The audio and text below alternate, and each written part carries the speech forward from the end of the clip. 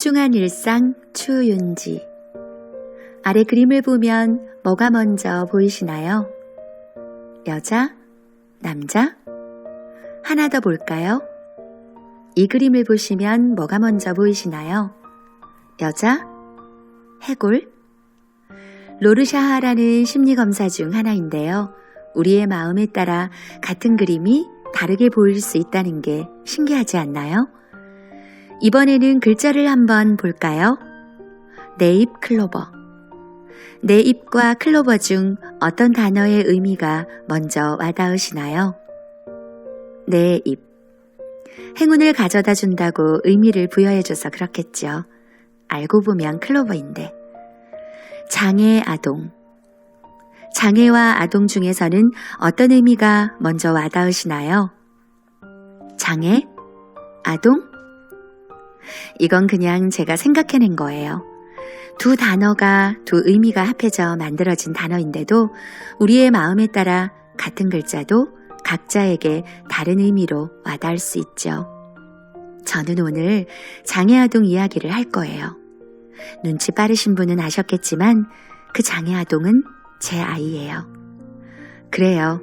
오늘 제 아이 이야기를 하는 거죠. 아주 평범해 보이죠? 제 아이는 3kg 아주 건강하게 태어난 사랑스러운 아이였죠. 심지어 영리하기도 했죠. 10개월부터 경기를 시작하면서 조금씩 달라졌어요.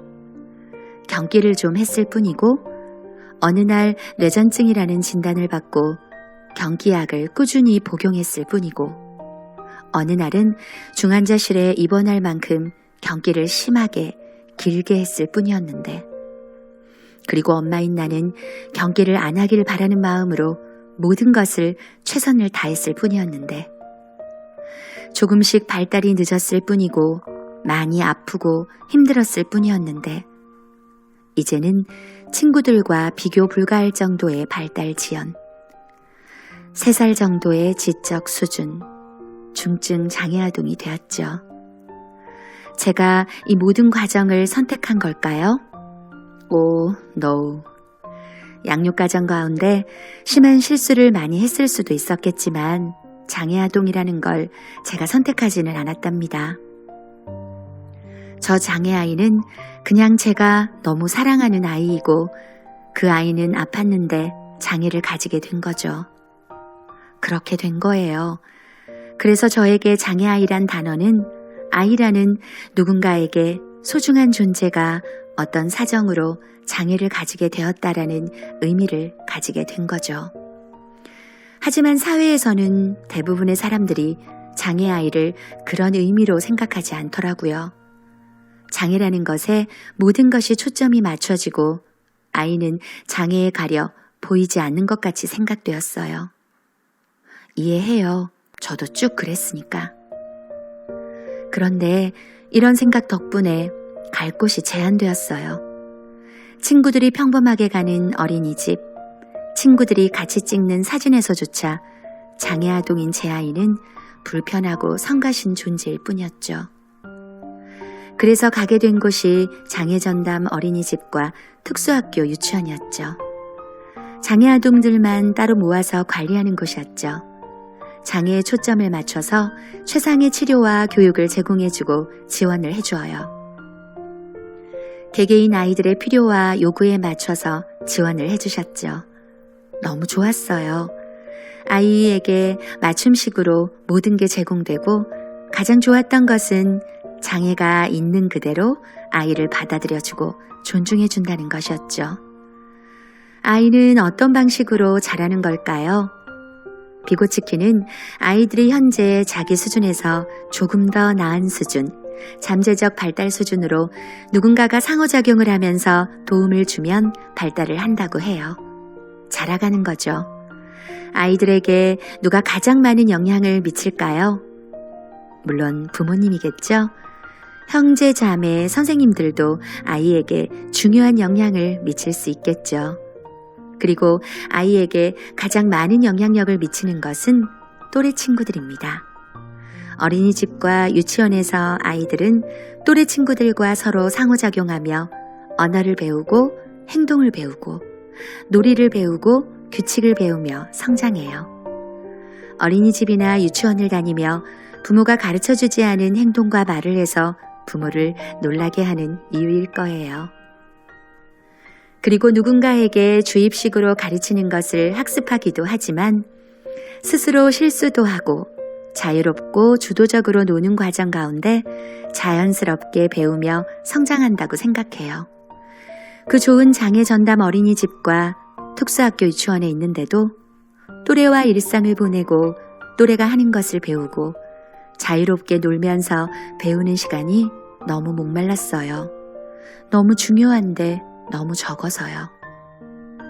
통합하는 시간이 있긴 했는데 일주일에 2-3시간이어서 일상생활을 배우며 사회성을 배우기는 너무 부족하다는 생각이 들었어요. 그래서 평범하디 평범한 친구들이 일상생활을 하면서 노는 곳을 찾아야 했어요. 당연한 건데 말이죠. 장애 아동. 제 아이는 갈 곳이 없었어요. 일반 어린이집은 받아줄 수 없다고, 통합 어린이집은 자리가 없었죠. 찾고 거절당하고 울고 또 찾고 찾은 곳이 희수였죠. 심지어 부산이 집인 저희가 기차 타고 버스 타고 1시간 30분에 올 수 있었던 곳, 그곳 희수자연학교 어린이집. 고생 끝에 찾은 너무 고맙고 감사한 일상. 완전 통합 어린이집은 저에게 그런 곳이에요. 장애아인 우리 아이가 평범한 아이가 아이로서 자라고 노는 것처럼 아이로서 자라고 놀 수 있는 곳. 그리고 장애에 대해 차별받지만 장애아로서 차별받지 않고 존중받는 곳. 아이로서 너무 행복한 곳인 거죠. 희수자연학교에서 저와 제 아이와 함께한 친구들은 뭔가 특별한 것이 있더라고요. 장애보다 아이로서 제 아이를 대해줬어요. 당연하게 말이죠.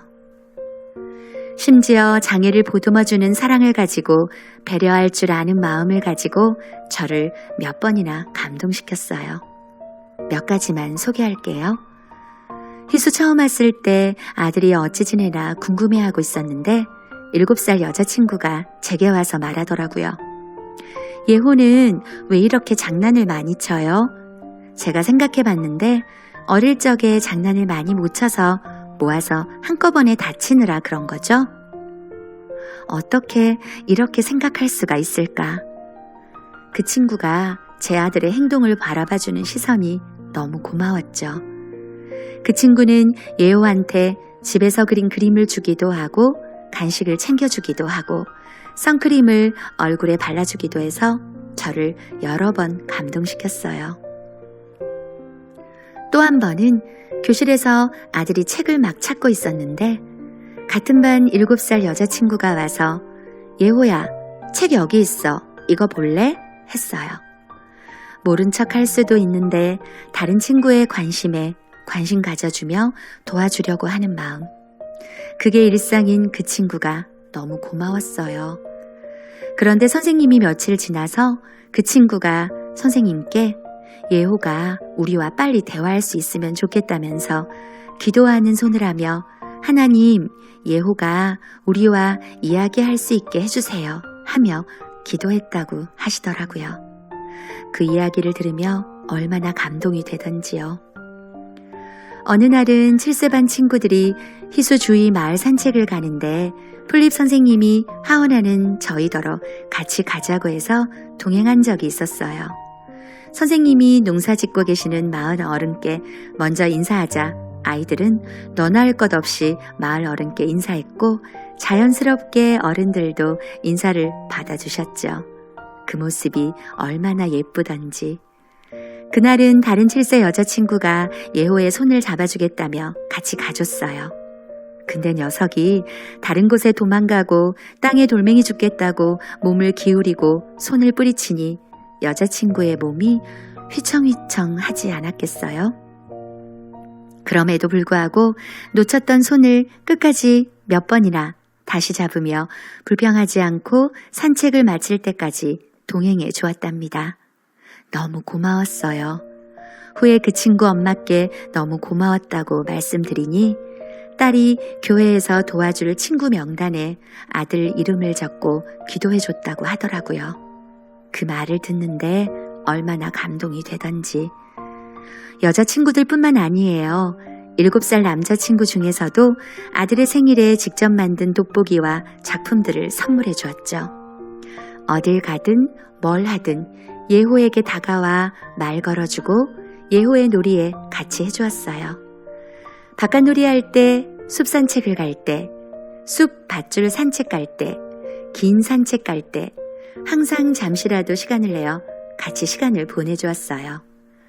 더 어린 친구들은 친구도 아니면서 친구라고 부르는 형아에게 친히 친구라면서 형아가 부르는 친구라는 말에 반응을 해주었죠. 이 특별한 사랑을 가진 아이들의 사랑이 모여서 제 아들은 장애를 가졌음에도 불구하고 아이로서 한 뼘 더 성장할 수 있었답니다. 꽃은 참 예쁘다. 불꽃도 예쁘다. 이 꽃 저 꽃 저 꽃 이 꽃 예쁘지 않은 꽃은 없다. 이 노래 들어보셨나요? 마음의 눈을 크게 열면 길의 풀꽃도 너무 예쁘답니다. 세상의 모든 아이들은 꽃같이 예쁘죠. 예쁘지 않은 꽃은 없어요. 장애를 가지고 있는 아이들도 너무 예쁠 수 있을 거예요. 마음의 눈을 크게 연다면 말이죠.